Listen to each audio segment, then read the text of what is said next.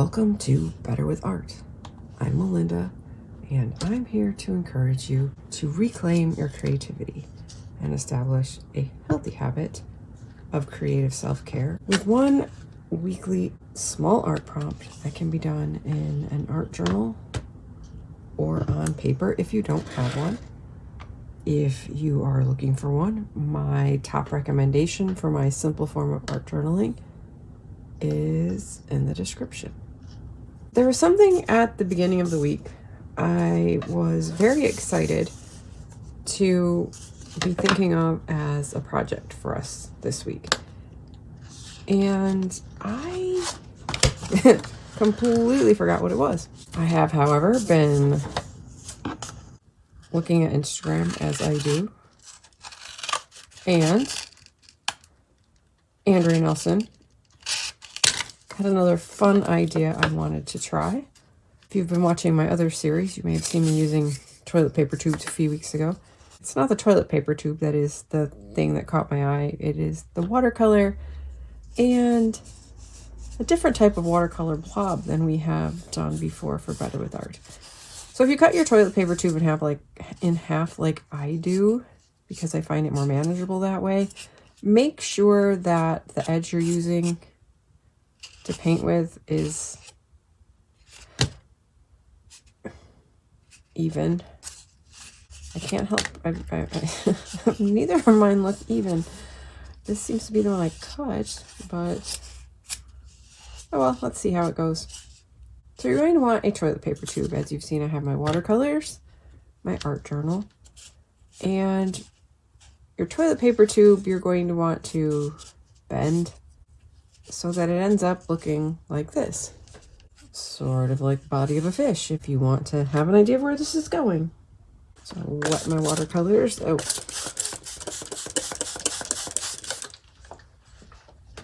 And I'll start with a yellow. I am going to be blending colors, and I want to make it easy and convenient to keep working. If you are like me, you may be coming to this video pretty tired. Yeah. But I'm not going to complain. I just want you to know that if you are feeling tired and maybe even overwhelmed, you're not alone. All right, that end's looking a little too pointy. I'll try to flatten that up a bit. And, oh, right. I need my brush to be clean for the next part.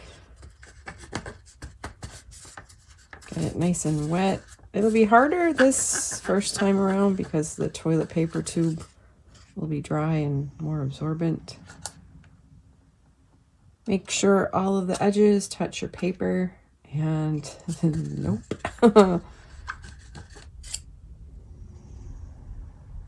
So here, yes, imperfect, but we work with what we have.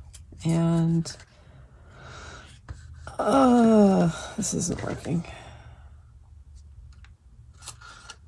Back edge, like I said, neither end looked even. All right, I have a pretty continuous line here. And then we take a wet brush and we use our fun line to fill in our shape. And I decided to just go ahead and use the brush that came with the Crayola kit, which I usually don't do because the brushes are usually really stiff. These aren't stiff. I just got a kit, a classroom kit for teaching in our homeschool group. And yeah, it's soft, but so sheddy. I still do recommend Crayola watercolors as an inexpensive option if you're reclaiming your creativity. I'm going to go ahead and add my fishy tail and then play with color mixing. Go ahead and add some orange for a yellowy orange.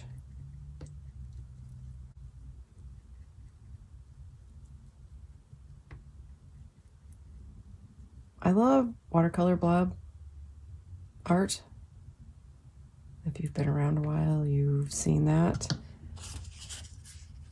I'll put a link in the description along with the recommended art journal. I'll put a link in the description to some of the other watercolor blob videos I've done. This one is not being as fun and relaxing as I expected it to be. But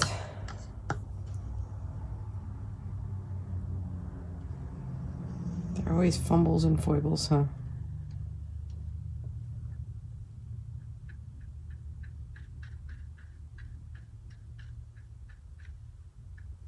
You may be looking at it thinking, why don't I just draw the fish? If you're going to do the, I started to say tail feathers. Oh, wow. If you're going to do the tails anyway, and if that works for you, that works for you. I thought this would be fun to experiment with, but it isn't going quite as I envisioned. Ooh, but I do want to drop in some more orange here.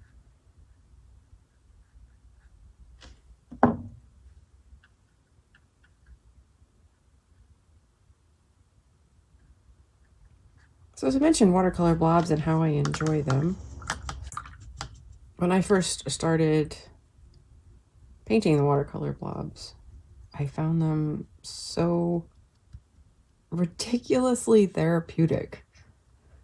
It was so interesting how, I feel like I'm wasting a lot of paint doing it this way. I guess I could have had 2 brushes. The pumpkins. I had so much fun making my watercolor blob pumpkins. And the spiders were pretty fun too. And Nora participated with me with that. So that was fun. Also getting to do art with my daughter. So one time when I got out my art journal to make a video with a different watercolor blob project, it just wasn't happening. I just could not get into it. And I was kind of disappointed.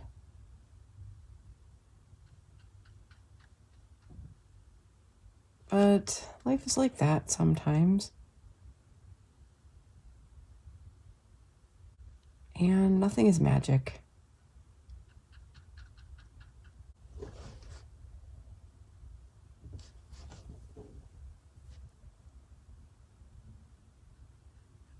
But it can be very disheartening, disappointing when something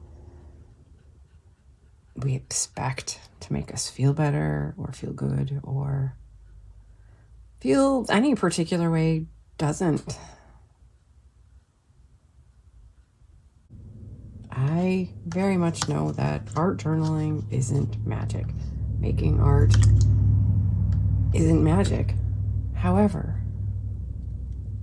if you are sitting down today to make art, or if you're just watching this video and you really don't feel like making art, and if you've been around a while, you know, I keep telling you to make art and how great it is for me and what a great antidepressant and anti-anxiety, safe and effective treatment, if you will. Doesn't feel like quite the right word, but it's also not necessarily going to always make you feel awesome. Not always going to make you feel how you want to feel. Because life is life. And it's imperfect. And we're human. But as I always come back to, I have been so much healthier since I allowed myself to let the 100-day project in 2022 be reason to give myself permission to take time for art. At that point, every day. And I do make art every day. And again, if you've been seeing my other series, I'm participating in the 100-day project again this year.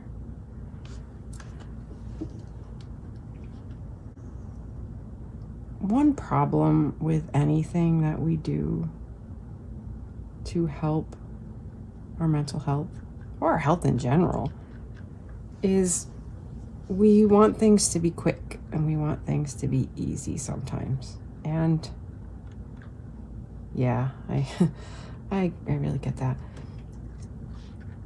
And oftentimes just sitting down and taking the time to make a quick little bit of art will have an amazing immediate effect. It's not going to change how things are when you get back up. It's, like taking back on the rest of life, but it will help you go back to all the other things, feeling more equipped, more at peace, more yourself. But the impact isn't always going to be that dramatic and that immediate. And that's okay. It's also okay, despite that, to sit down and take the time anyway. Taking time for art is not a waste of time. And I could use my black pen to give my lovely fish details, which at this point would involve using the hairdryer instead of having to sit around watching paint dry. But I think I'm going to stick with the watercolors. And I should have added some fins if I wasn't going to get out my pen, but at that point I didn't know I wasn't going to get out my pen. I guess what I just need to say to you right now, today, for this week's art prompt, and I hope you enjoy making fish with your toilet paper tube, which after it's not so dry does work better. I wish I had more room. I wish I had opened to a double page, but again, I'm tired and I'm not necessarily thinking through everything as clearly as ideal. But that's okay. What I need you to walk away from watching this video and honoring me with the opportunity to encourage you to take time for art is to remember that, to accept that taking time for art is not a waste of time. Oops, it was wetter. Oh well. We will work with our happy accident. How's that? Art making is not magic, but it helps. Sometimes it feels like magic. For the most part, for most of us, if you've found your way here and watched this long, we know that we are wired to make art. We know that it's an important part of who we are. But if you're also in that place of struggling to accept it is not just okay to take the time, it's really important to take the time, because we are healthier when we take the time. And when we're healthier, we are better able to be who we need to be in the lives of others. Well, that was wetter than I thought too. But again, that's okay.